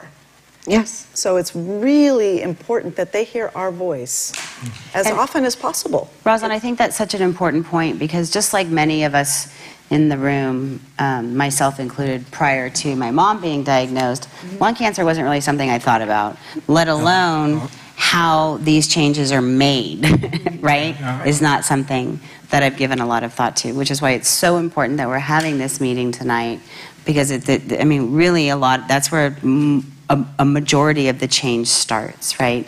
If you can get our government behind it, things will start to happen. But they have to be educated first. Yeah. And how do you know who are the co-sponsors? So I can tell you that tonight, but it's also on the text of the bill. Someone just showed me that she looked it up. Very good. So the sponsors of the legislation in the Senate side is Senator Marco Rubio from Florida and Dianne Feinstein of right here, California. And the House of Representatives, it is Congressman Lo Biondo from New Jersey and Congressman Nolan from Minnesota. And I'm not sure if you are aware, there is a personal connection for each of these members. Yes. And that's where their interest comes from. Yes. But it also is helpful to them having their constituents say, we support your work, we support you leading this effort. Yeah, I can speak for Dianne Feinstein. She has been a promoter and somebody following lung cancer for decades, and she has multiple connections. I would like to share a little story.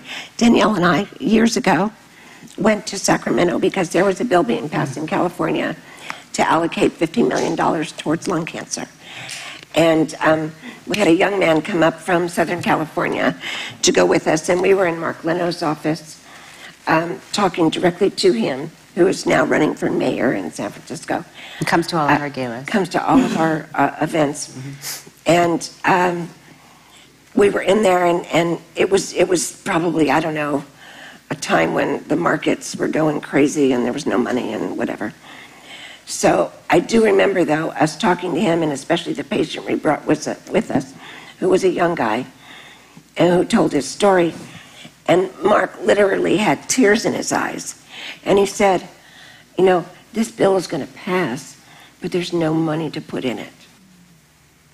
And he felt so horrible about that because he heard the story from this young man. And us. It works. It does work. There's money now. There's tons of money everywhere. Who knows how long it's going to last? We don't know. But we left the middle of a family vacation. We left vacation to go up there to do this. So it works. It really works. They're people before they're politicians. So besides advocating yourself and inviting your friends and family to go call these people, I would also recommend going to your local town council. Most of them are broadcast on cable and they're broadcast live, and they usually have a public forum that you can speak. You get 2 minutes typically, maybe less, maybe more, but you can write, and just it's your right in this democracy to just go up and say something. So you can go up and say, Mr. Mayor, Miss Mayor, I would like to tell you about this effort that I'm advocating. And sometimes they'll, when you get your time, they don't comment on it necessarily. Sometimes they will, but if we can get more support like that, that's always really good. It's more publicity that's free. I don't know why people watch council meetings, but they do. Well, and you know what? Penn TV, who is, thank God, creating our live stream, does a lot of those. So, you have access to. Yeah, and not only do local public access channels, or I'm not sure what they're called, don't slap me on the wrist, but folks like Penn TV are all around the country, right? Thanks, Mom. And they not only will, quite often be the ones filming those local meetings, but they also have local television, like Danny's program, where advocates and business professionals and whoever from around the county can come in and tell their story, and then they will play that. And I think most of you know, Penn TV plays each month's living room over and over and over all month long. Until the next one comes out. So 24 hours a day. It's a yeah, 24/7. Danielle and I have been. This is a true story. Danielle and I were having dinner, or we were actually having a cocktail before dinner over in Half Moon Bay, and somebody came up to us and said, "Are you the cancer girls on Penn TV?" And we said, she bought us a drink. We said, "Yes, we are." She said, "Can we buy you a drink?" She said, "Of course." And it was really interesting because her husband had passed away from lung cancer some 15 years ago, but she's like, "I still watch you guys all the time." So anyway. So can I just add one more thing? Yes, please. No. To your point about the local reach, another one that hasn't been mentioned tonight is your local media. This is a way to not only educate your surrounding community, but also to capture the attention of all local politicians, and certainly the federal politicians who are concerned about that local media's opinion. You can do letters to the editor, or you can simply track what's being said, and you can do rebuttals. But some kind of way you can reach your local media and utilize that platform to speak also to your members. Yep. So consider that. Great. And you're all experts now about public speaking. You can all do it, and your stories are all amazing. They really are. Michelle, does anybody have anything online before I move on? No? Okay, so with that, I'm going to, and I know we've had a little bit of interaction from some of the other panelists, but I want to take a deeper dive. So Francis, if you could, you shared a tidbit of your story, but if you could share a little bit more, and then tell us how and why you chose to become an advocate. Sure. So I usually tell a little bit of the story because I always feel like I'm a lightweight in a room of heavyweights. I was stage 1B 10 years ago. I had a right upper lobectomy on Christmas Eve of 2007. My surgeon said, "I'm sure you don't want it scheduled on Christmas Eve." And I said, "Well, yeah, I do. I want." That was the best. That's Christmas. the soonest you can do it. Yeah, let's go get it done. And then so I stayed in the hospital for 3 weeks, and then after that I had chemotherapy in the spring of 2008. As I said, I'm not a lightweight. I just want to point out that that's not a lightweight. When it's really not. And I mean, again, going back to statistics and what this looks like, the percentage of early stage patients who do exactly what you did that recur is astronomical, right? So it's still not okay. Anyway, sorry. Please. How I got involved with advocacy was really very accidental. I ran into, you may know her, Joanne Granzella at a lung cancer alliance table in San Francisco. They had it was the cancer conference that UCSF had held a couple of years in a row. So yes, I know exactly. I ran into Joanne, and I didn't know that she was actually looking at me as, being her replacement as a chapter person for the Lung Cancer Alliance. One thing led to another, and we went to DC for the first time in, I think it was in 11 or 12, I can't remember. And I encourage all of you to at least do that once, to go to DC, meet with not even your own representatives, but maybe your state people. We met people from Southern California and whatnot. But the point here is meet with them, share your story, and tell them how important it is for them to work for us for the lung cancer cause. It's a very straightforward conversation you have. What it did for us was we started understanding the process a lot better. We had excellent support from the Lung Cancer Alliance. They prep you, they tell you what to say, they tell you who you're going to meet, and there's this whole schedule. And so you're right, you're totally intimidated. You're like, oh my God, I'm going to walk through the hallways of power. Right? Actually, when you have the meeting, you're the one who's in power. You're the one who's telling the story. You're the one that matters. They actually have to listen to you, and it's often it's an aid. But like the second or third time, we met this guy from, Barbara Boxer's office, the aide, and he recognized us. He's like, oh, there's Rosalind and Francis again. and those are important touch points. Those are important meetings.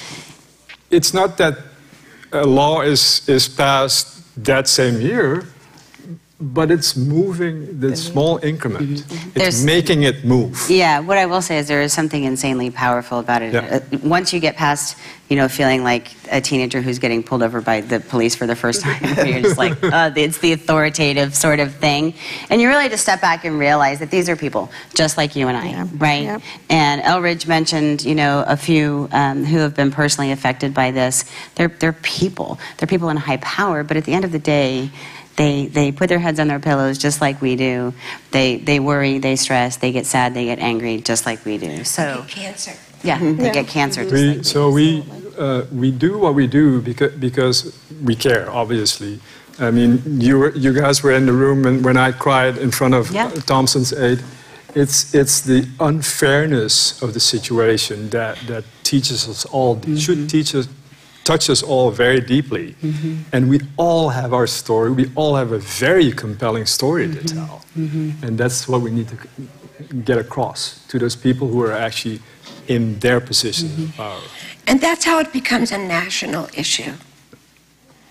It has to become a national issue for it to get the recognition that it needs. Yeah, and I think just general awareness, right across the board. I think, Rosa, I think you and I met for the first time in Berkeley. At your walk. So long ago. It was at one of the Jill's Legacy Walks, and I think when Emily gets to her story, that will be kind of part of her journey and what kind of went through her head when she was not being properly diagnosed up front. But we met because LCA was going to be doing a walk over there, and we immediately was like, what can we do to help you? Like, what do you guys need? So we've known each other for a long time. Yeah. So what role, I'm kind of skipping a little bit here before I jump over to Emily's story, but what role do you as a caregiver play in all of this? Clearly you're side by side and you're marching the hill and you're hopefully calling that 202 number at least 4 times a day. Mike Thompson knows us by name. Well, my role as a caregiver, as all you caregivers know, is your focus totally changes from, in my case, I have 4 children, but my youngest was still home, and it shifted from him to him, and that was quite a change for the whole family. As I told Emily, I refuse to look at any information, any statistics or anything. When he would talk about things, he would give me advice. Make sure you keep the house. Make sure you said, don't talk to me about those things. I don't want to. We're not there yet. When we get there, then we'll talk about those things. But we're not there yet. So let's just take it one day at a time, and try to get through today. Yeah. And so that was kind of my mentality. I think if I had known the statistics, I probably would have been a hot mess. So I was grateful that I didn't know. And I mean, he's really a miracle guy, because he says, well, I was only stage 1B, but he had a tumor like this big in his lung, and it was just miraculous that it hadn't spread. To me, that's the most amazing part of his story. Even his lymph nodes came back clear, which was, his surgeon said, I would never have, expected that. It was really a shock to her. But the even more amazing part of his story is that he's fighting so hard for others. And that was one of the things I wanted to point out, too, when you were talking about being sort of a lightweight in this sort of, right, the heavyweight sort of arena. It doesn't, for the most part, and I think one of the most challenging things in this space is the amount of people affected, whether it be a patient diagnosed at whatever stage or a caregiver that stays involved, that stays active. And I think, again, we could point it back to stigma, we could point it back to a lot of things, but the simple fact that you're how many years out now? 10. And I say this about her all the time, too. You don't have to be here. You don't have to be doing this. You can be on a beach somewhere. She could be on a beach somewhere. It wouldn't be pretty. Yeah. If I could, we'd get you a really nice cover-up. Okay, maybe a canopy. If I can, I don't know. if I can speak to that aspect of a little bit, I had already had an uncle and an aunt pass away from lung cancer before he was diagnosed. Yeah. But it was like, oh, they had cancer, they passed away. And that's as far as it went in my mind. I never focused on the type of cancer they had. And then we had a good friend of ours who we just saw Sunday. We've kept in touch with her. And she's been active with us and doing some advocacy. Her daughter told us, yeah, my mom was diagnosed with lung cancer. And we were like, wow. And so these connections, though, didn't really sink in until he got lung cancer. And then I started looking at realizing that even my ex-husband's mother died of lung cancer, and the list of people that we have known and lost to lung cancer has become quite long, and not through advocacy, even just family and friends. So this is why when I saw the statistics of the funding and the discrepancy in the dollars, it just it just rankled me. And when I get rankled, I get really active and I get really noisy. So when between the two of us, I'm the more vocal of the group. And we're just as pissed. It's like this isn't right, and I'm not just going to sit back and let it happen, because my new mantra is, if not us, who? If not now, when? Yeah. And this is how I'm living my life these days, because apathy really gets to me, and nothing moves forward with apathy. I love the mantra. I love the mantra. And don't we all just have a much better appreciation of, waking up and having a day in front of us? Just one day. It's okay. Yeah. I want to be mindful of time, and I want to get to Emily, and I'm going to ask you the sort of questions I asked Frances, and sharing your story and how and why you chose to become an advocate. Well, the reason I chose to become an advocate is sitting several people down. I always say that Bonnie is a force to be reckoned with, and because when she was diagnosed and when she fought her battle against lung cancer, I always say that she could have, driven off at 100 miles an hour and put cancer in her rearview mirror. But I think the reason that most of us are here and thriving and doing well after this diagnosis is because someone like Bonnie chose to turn around and advocate and push for those that maybe didn't even know they needed the help, or we didn't know we were going to be diagnosed, but you've created this platform of support and help for those of us that were coming in after you. And so, we were connected with you later on, but very early on, before I was diagnosed, I was kind of introduced to advocacy without realizing it. There had been an event for Jill's Legacy, which is a sister organization of the ALCF, and it was for a young 22-year-old who had passed away from lung cancer. And being a college athlete like Jill had been, it really struck me, and I had heard about this from a friend who'd gone to an event. Months later, I developed a cough and a wheeze, and Jill's story, the advocacy events that went on around Jill were what prompted me to ask for a chest X-ray, and what was ultimately led to my diagnosis.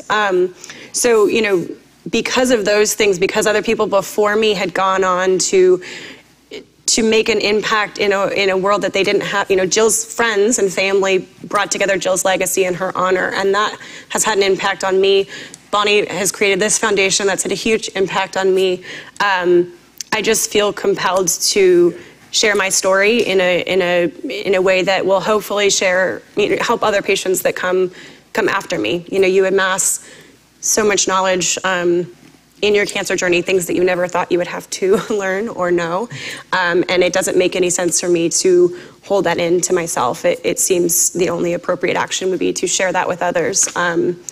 And so as an advocate, I connect with patients through the foundation, newly diagnosed. I think it's mutually beneficial, talking about my journey with new patients and trying to help them along the way, and hopefully beneficial for other patients.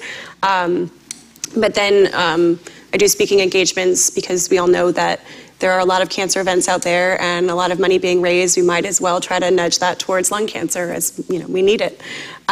So yeah, I kind of try to hammer home the fact that, when I walk on stage, I'm fairly certain that most people in the crowd normally think that I'm a breast cancer patient, and I kind of try to use that to my advantage and kind of hammer home the point that, I'm a lung cancer patient. There are more like me. I'm not an anomaly, and we need your help. We need your funding. So that's what brought me to where I am here. So Emily gave she actually was the keynote at World Lung, and were you in Denver at the World Lung Conference, and it was like you could have heard a pin drop in the room when she was telling her story, and being that advocate. I mean, there was not a dry eye in the house, just and we're at World Lung. I mean, everybody there, they're up to their eyeballs in lung cancer, right? And even This is 6,000 people from around the world gathering for a 3-4 day meeting on lung cancer every year. And I think this was the one in Denver. And Emily did the keynote speech for the opening session.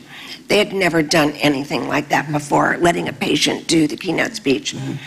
But I mean, this is a room full of physicians and clinicians and researchers and whatever.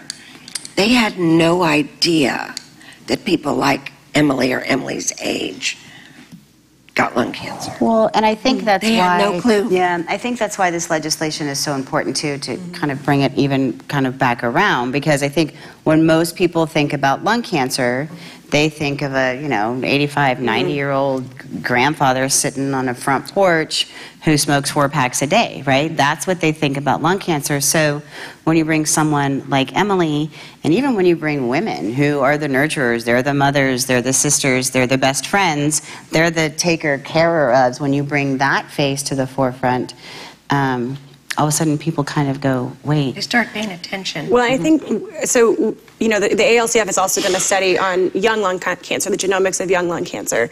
And I'm remembering something my mom always said, what blesses one blesses all. And the point of all this research is that there's more research going into lung cancer. And it may not be the specific group that targets you, and it may not be the specific group that is going to specifically help your diagnosis at this moment. But any research that is benefiting lung cancer is benefiting all lung cancer. We may find something in the Genomics of Young Lung Cancer study that helps all patients, that finds a new mutation and that finds a new targetable mutation. We may find something in this bill that not only helps women, but also helps families or men or children. So, any research that is going towards this overall cause is going to help the overall good of lung cancer patients. I'm sorry, I thought you were going to say something. No. So I'm going to step back. I'm still trying to be mindful of time. We have about 15 minutes before I have to do the housekeeping stuff. We have to get the ad up that's there. in the housekeeping. Yeah. I think one of the things about Emily's story, just like most of you, is and for sure, like my mom, was the fighting for care, right? And having to literally, I'm not going to say it because it's not going to come out, that would come out terrible, literally get multiple opinions before someone would be like, okay, right? And so what did that journey look like for you? Up to my diagnosis? Up into somebody who would do surgery. Oh, yeah. So, stage 4 surgery is not standard of care. As anyone diagnosed with lung cancer knows, the first thing you want is to just cut it out of you. You want to be rid of this invader of your body. And from day one, I talked to my oncologist and I pushed for surgery. And she was kind and listened, but, told me that it wasn't an option. But we continued to seek surgical opinions and seek out someone who was willing to look outside the box and someone who was willing to push the envelope for what I wanted, which was surgery. So it's not possible in every case, and as Bonnie was saying, every single lung cancer case is different. But that doesn't mean you should stop trying, and that doesn't mean you should stop looking for a way out of your situation. And for me, I felt that was surgery. It came in combination with, I had to go through chemo first and have shrinkage that was commensurate with the amount that my surgeon wanted. But, we found a surgeon in New York who was willing to look at me as an individual and not as a statistic. And I think that that's a really important, it's a really important thing for all patients to find that doctor, surgeon, radiologist, chemotherapy, or oncologist, someone who will look at you as a patient and not as a statistic. Because for me, that was the difference maker. We found someone that was willing to go down that route with us and do the surgery and then follow that up with radiation. And I think that's so important because your story is not so dissimilar. I mean, it's the same thing. And I can't remember what it was you said when asked the question, what do you want? I was told by quite a few different entities and hospitals and physicians and whatever that there was nothing they could do. That, a little chemo, a little of this, and, whatever. Hopefully, yeah. And so I found myself finally with somebody that said, Bonnie, what do you want from me? And I said, if I'm going to die from lung cancer, I don't want it to be because I did nothing. And I didn't push the envelope. So I want you to give me everything you've got. I don't care how toxic it is. My ultimate goal is surgery. My tumor was on my heart. And I had a physician that, like Emily's, that said, okay, that's what you want. I'm willing to take this ride with you. Not a lot of people out there like that. Yeah, and that'll go the journey. And to Emily's point, every patient is different. So not everyone, no matter how hard they push, is even going to find that option, right? And there's so many different things so many different variables that ultimately lead to a physician finally saying, okay. But to Bonnie's point, it's up to us as the patients to try. To have the conversation. And this has led to many surgeons being open to managing stage 4 lung cancer, including surgery, maybe doing a wedge resection or stereotactic radiation upon progression and managing that way. That wasn't happening 5, 6, 7 years ago. So all good news. Things are changing. Things are happening. There's hope. Don't be shy. Don't be shy. If you have a doctor who does not have an open mind, find one that does. Just get rid of them. Get another one. Yeah. Yeah, you are your own best advocate. You know, doctors, and everyone has gone into that profession with the best of intentions, but no one cares more about you and your health than you. Yeah. Right. So you have to be the one that's fighting and constantly asking Being those a questions. patient advocate, that is key. Yeah, and be your own advocate. So I want to swing it back around before we go to any final comments, but just ask everyone on the panel and around the room, any final messages for Congress at this time around this legislation or what's going on? Any asks, any pleas, any final comments? Well, we can tell them that if they need more information, to go sit in the lung cancer caucus. That's really the clearinghouse of information to Congress. This is a good point, because I don't think a lot of people know what a lung cancer caucus is. So maybe, Elridge, if you could explain that. Absolutely, and thank you so much, Francis, for touching on some key areas. So in making friends among Congress, trying to get those key policymakers who say to us, we understand what you're trying to do, we agree with you, and we're going to help you. Members have formed a committee known as a Congressional Lung Cancer Caucus. They exist in so many different forms. Often in times you hear it referenced in terms of party, the Republican caucus, the Democratic caucus, but there's caucuses for a number of issues, and we happen to have a Congressional Lung Cancer Caucus because of advocacy that came from advocates and working with Lung Cancer Alliance. We got that. We did That's that. right. That's right. That's right. So having that opportunity to work with a group, a body of members of Congress who are saying to us they agree and want to address issues of lung cancer, you now have somewhere to go and somewhere to send your representatives to the clearinghouse, and that's the caucus. Yep.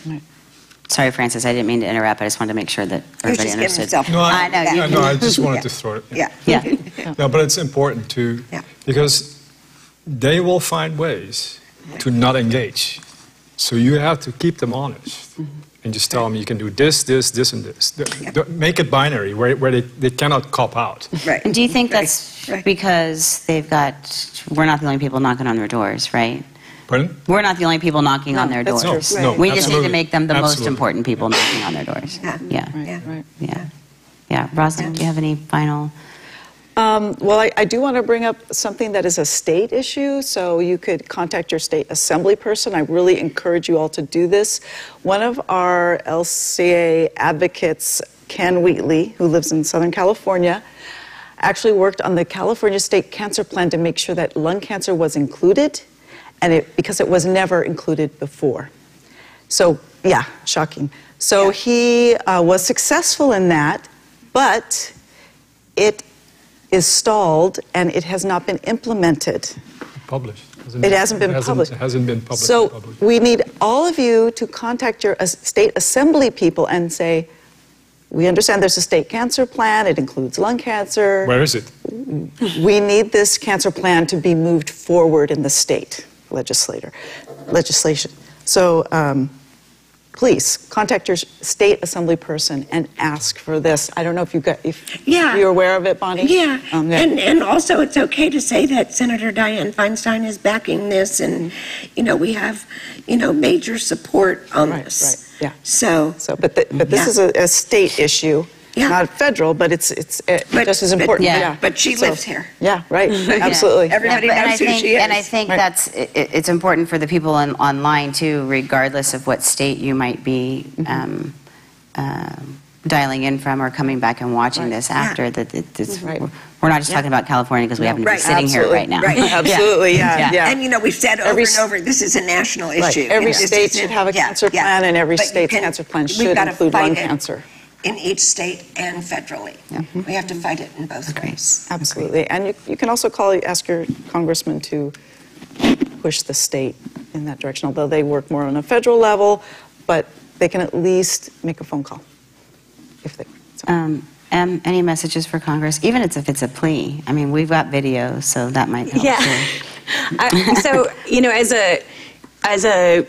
I try to think of myself sometimes as just a cancer patient, because there's no one cancer that's more deserving than others. We just happen to be in the lung cancer space right now.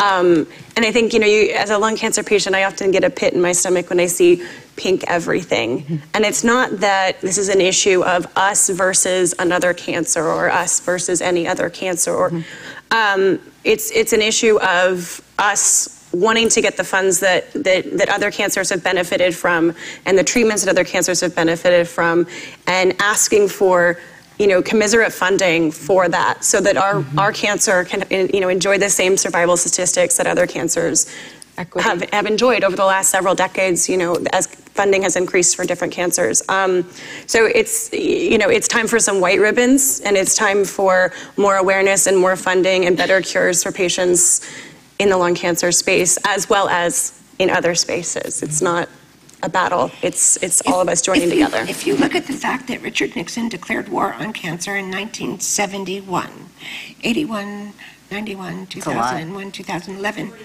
and 1.6 million people are diagnosed with lung cancer every year, and their survival rate is only 15%. What that means is we've lost somewhere in the neighborhood of 50 million people. Yeah. Yeah, where on earth is that okay? 433 people a day is about 160,000 a year. I mean, if you think about watching the Super Bowl, that's almost three Super Bowl stadiums filled with people, and every single one of them is dying every year from lung cancer. Right. And, this is a national epidemic that deserves the kind of funding and better cures and research that other cancers have benefited from. Awareness and attention. Per Nancy Brinker, breast cancer caught early, 99% survival rate. That's what we want. I think one of the things I want to point out, because it was a lesson very well learned when I was in Washington, D.C., by one of the aides, and I don't remember where we were or who we were speaking with, but it goes back to Emily's point about cancer sucking no matter what kind it is, right? And it's about trying to point out the inequalities, right? Not necessarily pointing a finger, because whoever we were speaking to, she said, and I wish I could remember her name, maybe It was Spire's aide. I think it was. Yeah. And it was her sister or her friend or somebody who was her mother who was battling breast cancer.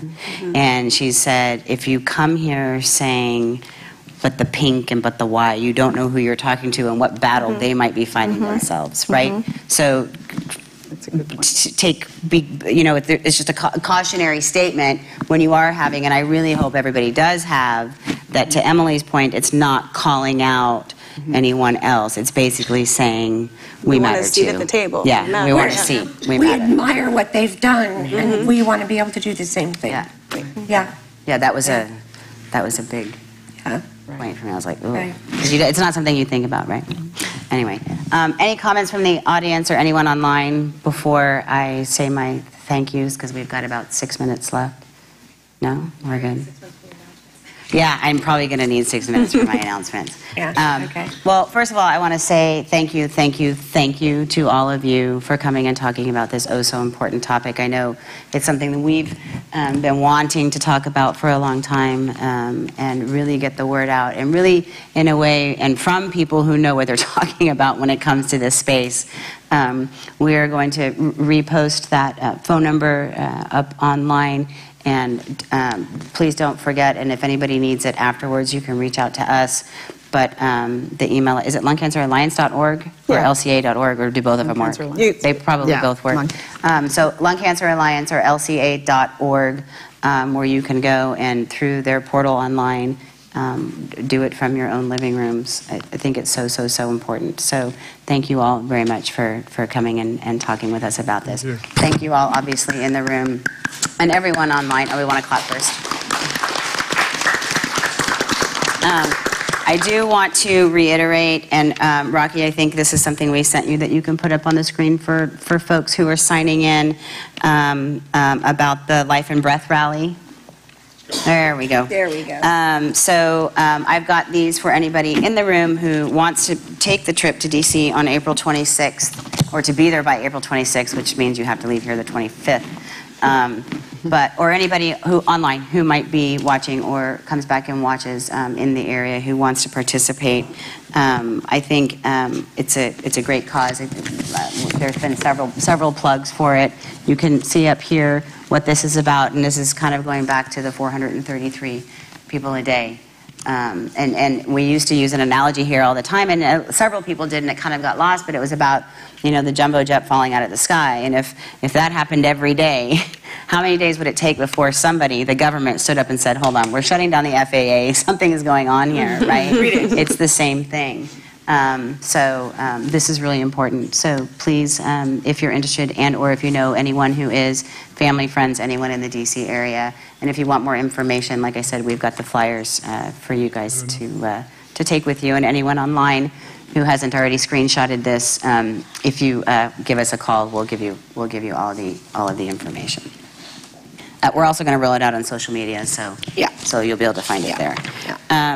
So I got to talk a little bit about next up. I had Tina's birthday written on here, but I already called her out on that. So happy birthday again. Afterwards, for those in the room, there's some dessert to celebrate Tina's birthday with her in the back up here. So next ups, our next living room is actually a remote living room, and it's April 5th in Columbus, Ohio.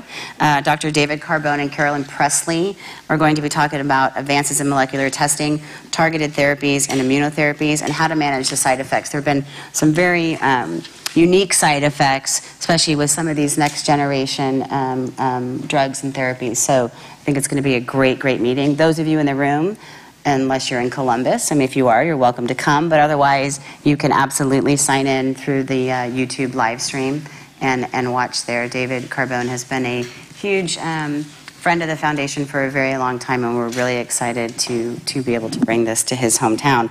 On the heels of that, we will be having a 5K in Columbus as well. Yes, we will. And that's May 6th. So anybody, again, who knows people in Columbus, who wants to be in Columbus, please come back to us and ask for more information about that event. We're really excited. It's our first ever. So well, actually, we had a run in Columbus, Ohio. Was it in Columbus or Cleveland? Columbus, yeah, Was it in at Columbus? the James. Yeah. But it was snowing, and there weren't many people there. David Carbone and I were sitting in a car, and it was snowing. We had the heater on there like this. I had to tell you, I had a phone call Michelle set up for me on Monday, I think, and it was with Dr. Carbone, and he was on his cell phone sitting on a plane on the runway in Rome. On his way to Sicily for a couple of days holiday, and then he was headed to Madrid for a meeting. But that's how dedicated he is. He was, sitting on the airplane, wanting to make sure that we had all our ducks in a row. So anyway, April 5th, remote living room, Columbus, Ohio. Remote, or not remote, but our 5K in Columbus is May 6th. Our second remote living room in April. So we have 3 living rooms in April. We're not going to be busy with this at all.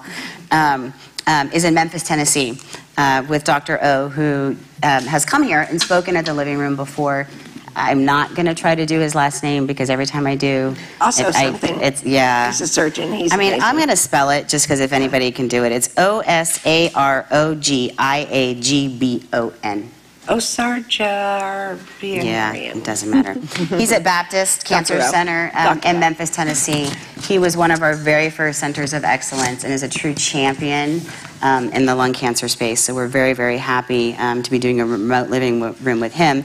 And our very own Leah Fine, who's sitting up there, she is. On the counter in the back, who's the director of our Center of Excellence program. They're going to be talking about improving lung cancer care and outcomes in the community setting, which, as you all know, because we talk about all the time, a little more than 80% of cancer patients are seen in their own communities. So we're really trying to identify centers who are providing those academic type standards in the community, but we're also trying to help those who want to build these comprehensive lung programs, beginning with screening and early detection, running through proper upfront diagnostics, therapies, support, and survivorship to fruition for those who have an interest. So, and the importance of that is patient access close to home, because we're really fortunate. Some people are fortunate in certain states, and we know what those states are, that you have access to a major academic center, but that's not the case everywhere. So our goal is for patients to have access to academic care, like care, 50 to 80 miles minimum from their home. And then we will be having our first ever Memphis 5K as well. So same story applies. If you want it, if you've never been to Tennessee and you're dying to go to Memphis, please come join us. Otherwise, if you're online and you're from there, please come join us. Or if you know people there, friends, family, old college roommates, anybody. So that's April 22nd. Our regularly scheduled living room for April 17th. We've got Dr. Jack West coming from Swedish Medical Center up in Seattle. Amazing guy. Yep. Grace. And have you ever got on Yeah, Grace's and blog? Jack's talked at the living room before. Yeah, he has. He's got an amazing personality. He's insanely passionate about lung cancer. He does run Cancer Grace, which we're absolutely going to be talking about that night. But he's going to be coming in to talk about immunotherapy and combination therapies. And what that looks like now and what it's going to look like in the future and how it is really starting to become a therapy that's any patient, regardless of what mutation they may or may not be diagnosed with. Immunotherapy is really turning towards a therapy in combination or as a single agent that is going to be at the forefront of every patient's life. So exciting things happening. And I think, now I got to do my thank yous because I have 44 seconds. Okay, you have 44 seconds. Go. I did not introduce Jan. Where's Jan? Jan, stand up, hurry up. You got 37 So seconds. Jan Alott, who's standing, we're going to probably go over by 30 seconds, but that's okay. In the back of the room, as you guys all know, Sam left us a month or so ago now, who was in charge of marketing here. Jan has come in, and we are so excited to have her. Today is her second official day here at the foundation. So big hugs and warm welcomes are a must. We're very, very excited to have Jan on board and be part of this crazy team. So, rev up the engines. This is your last calm day. Right. Just saying. Yeah. So thank you, Jan. I want to finish up with. Oh God, I get so nervous when the buzzer goes off. With my thank yous, obviously Penn TV, who I know I say it the same or maybe not the same every month. I don't know, but I cannot thank them enough. And if any of you showed up here, I'm not asking you to, but if any of you actually please don't, but if you did, unless you need us for something, at about 2:30 you would see them setting all of this stuff up. It really is a ton of work for them, and they do it with, is it 3 o'clock? What did I do? She's already leaving the meeting. Look at and they really do an amazing job, and they are a huge part of the extended ALCF team. So a huge thank you to Penn TV, the Office Bar and Grill for the pesto and the salad, the ALCF staff, who every single person who works here has a role to play, either behind the scenes or otherwise, in this meeting and making it possible. Or works remotely. Or yes, anybody who, yes, for sure. Huh? I know. And especially the ones who are here all the time, like Jen, who's standing back there looking for me to say something. I do not have my thank yous down here, so I'm going to just shout it out if I forget. So it's BMS, Genentech, Lilly, Astellas, Novartis, Celgene, Merck. I said BMS, didn't I? Bristol Myers Squibb. Yeah. And I always write it down because there's so many people. Without their support, we absolutely could not bring this to any of you in the room, let alone the people that we bring it to worldwide every year. So thank you so much to them for their support of this amazing program. Last but not least, and most importantly, thank you to all of you, the patients and the caregivers in the room, who we do this for gladly every single day, for everything you bring to the table to us.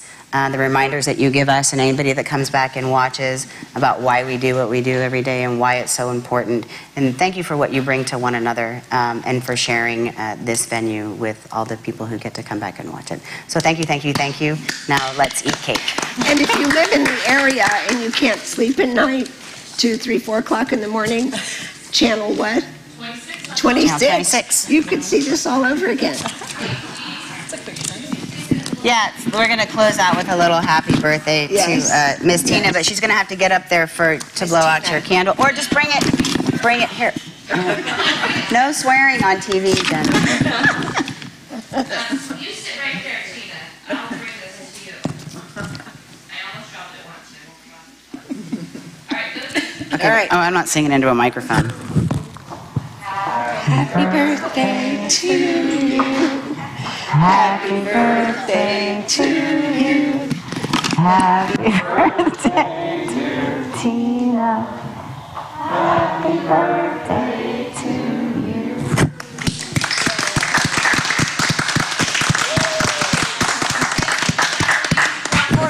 Oh, and Sally, thank you, Sally. And I almost just said a bad word too. Thank you so much, because I forgot to thank you tonight again for bringing the dessert. I know you will. I know you will. Thanks, everybody. Let's go have some cake.